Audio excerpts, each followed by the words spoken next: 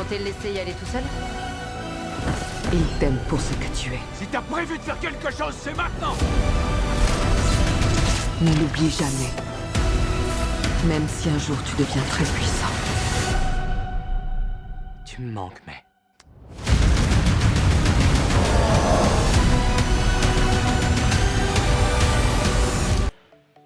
Eh bien bonjour, bienvenue sur la chaîne de Black Moustache. Aujourd'hui toute nouvelle vidéo critique et là on va parler de Spider-Man Brave New Day, un film qui est sorti aujourd'hui.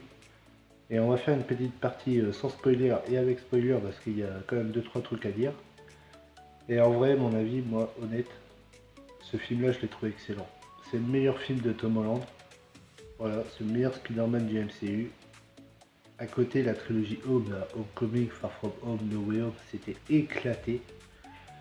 Là, on a vraiment du Spider-Man, du street level, il y a de la voltige, des combats. C'est beaucoup inspiré des jeux Insomniac avec Spider-Man, Max Morales, tout ça. Là. Les personnages sont très attachants, beaucoup plus matures que dans les précédents. Les antagonistes, bon, ils servent à rien. Après, voilà, le film il dure 2h25, moi j'ai rien vu passer, j'aurais aimé en voir plus. Donc j'ai appris qu'en fait, de base le film devait durer 3 heures, mais ils ont supprimé 30 minutes. Et j'espère qu'il sortira la version longue quand même. Mais bon, voilà, le film en lui-même, il passe. L'intrigue est vraiment bien. Ça parle beaucoup de la mutation. Mais bon, on va pas détailler là. Pas vraiment de points négatifs, parce que j'ai vraiment adoré le film, moi. Moi perso, je vous conseille d'aller le voir. Mais sinon, le speech en lui-même, vu que là cette fois-ci ça a été réalisé par Destin Daniel Cretton et non John Watts. En gros, Peter, ça fait 4 ans qu'il est oublié de tout le monde, voilà, depuis les événements de No Way Home. Il se consacre vraiment à sa vie de Spider-Man et non à Peter Parker. Du coup, il y a une genre de mutation, son côté araignée ressort. Et du coup, il doit apprendre à gérer cette mutation. Voilà, j'en ai pas trop dit. Mais bon voilà, le film est bien rythmé, on a un peu d'humour qui est bien dosé. On a le duo Spider-Man Punisher qui marche très bien, le Hulk il est super sympa. Le personnage de Sadistic est vraiment bien, perso. Les antagonistes sont là, histoire d'être là. Mais après, sur les antagonistes, il y a quand même deux, trois trucs avec leur recul, on se demande et pourquoi. Enfin voilà. Ça va être compliqué de ne pas spoiler, donc on va aller spoiler 2-3 trucs du film.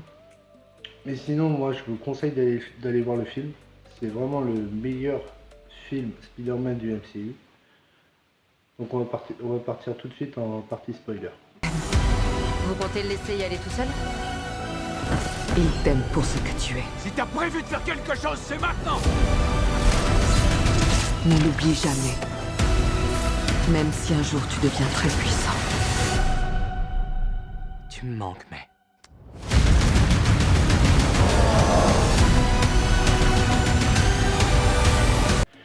Bon bah si t'es toujours là, c'est que tu as vu le film, ou sinon c'est que t'en as rien à foutre d'être spoilé. Donc là on va spoiler mais dur. Déjà les antagonistes. On voit Tarantula, Boomerang, Ramrod, le Scorpion et Tombstone. Ils servent à rien. Voilà, Tarantula, Boomerang, Ramrod et Tombstone, c'est juste là pour montrer les antagonistes qu'il a combattus durant les 4 ans. C'est juste une histoire de faire un caméo. Leur scène, tu les as vus dans le trailer. Le Scorpion, tu sais pas depuis combien de temps qu'il bat. Parce qu'il a 2 petites apparitions, mais en même temps tu sais pas quand est-ce qu'il a eu, comment il a eu son armure. Tu sais même pas si c'est comme dans les comics, si c'est Jameson qui lui a fait. Dommage.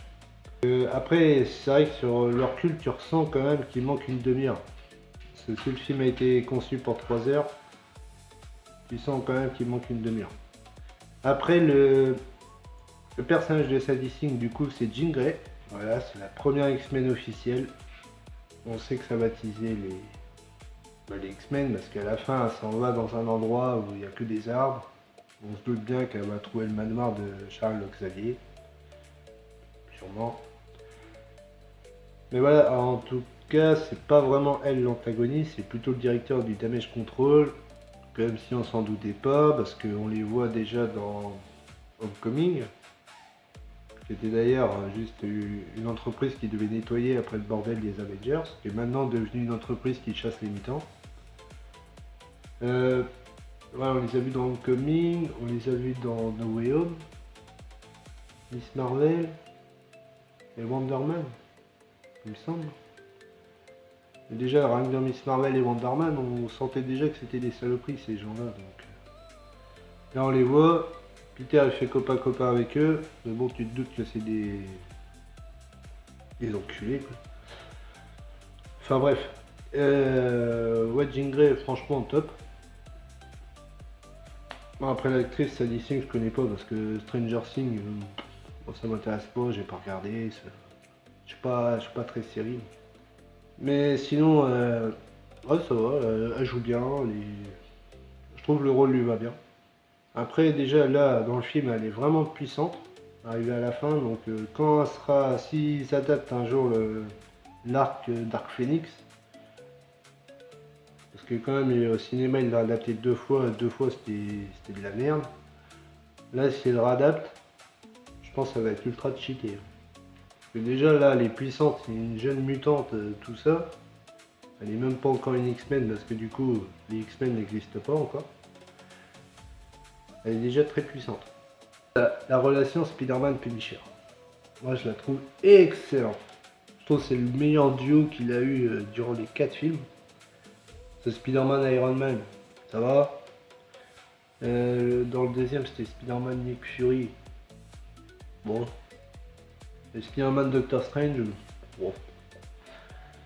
Mais là, ouais, Spider-Man Punisher, je trouvais ça excellent parce que c'est quand même un héros et un anti-héros street level qui ont un peu des points communs mais qui ont une vision totalement différente de la justice. Et c'est excellent, ça passe tellement bien le truc. Déjà, après, comme je disais dans la partie non spoil, le film normalement devait durer 3 heures. Ils ont enlevé une demi-heure. Et avec le recul, je me demande s'ils n'ont pas enlevé la rencontre entre Peter et Punisher. Parce que la première scène où on les voit interagir ensemble, c'est celle qu'on voit dans le trailer. Quand le Punisher renverse Peter, et que Peter il est sur le capot de sa camionnette et puis il se prend un coup de lance-grenade. Juste à ce moment-là, il lui dit: je t'ai sauvé à Spooky Island ou je sais pas où là. Je pense qu'il y a eu la rencontre dans le film et ils l'ont supprimé au montage. Ouais, non, j'ai plus grand chose à dire. Mais voilà, en tout cas, le film en lui-même, il est vraiment bien. Sur les 4 films Tom Holland, numéro 1 c'est celui-là, il n'y a pas débat. S'ils font le 5 et le 6 comme le Brave New Day là, ça va être une des meilleures trilogies Spider-Man. À côté de celle qu'il y a là, en animé là, avec Miles Morales là. Non, en termes de live action MCU, c'est sûr ça va être la meilleure trilogie. Enfin voilà, moi j'ai très hâte de voir la suite du coup. Et ah si, ce qui arrive à la toute fin vraiment du générique, on voit juste le Spider Tracker qui localise Peter dans l'espace. Il y a un genre de petit glitch en plein milieu. Moi, pour moi, il n'y a pas à aller chercher loin, c'est juste qu'il est dans un vaisseau, paf, sa petite Secret Wars, basta. Et normalement, dans Secret Wars, il a le symbiote. Ouais, j'espère. Pour que après, toi, pour moi, ça va être ça. Dans Secret Wars, il va avoir le symbiote. Après, s'il est genre dans la scène post-crédit de Doomsday, on va dire, allez, il est le symbiote à ce moment-là. Comme ça, tout le long de Secret Wars, il a le symbiote. Et après, dans Spider-Man 5, il y aura vraiment l'affrontement Spider-Man Venom. Et tout le monde le veut. Enfin voilà. Moi, je pense à ça. Bon, enfin bref. Si t'as aimé le film, dis-le moi en commentaire, ou si t'as pas aimé, tu peux aussi ne pas avoir aimé le film. Mais en tout cas, si tu peux me donner ton avis en commentaire, et puis moi je vous dis à la prochaine pour une nouvelle vidéo. Tchuss.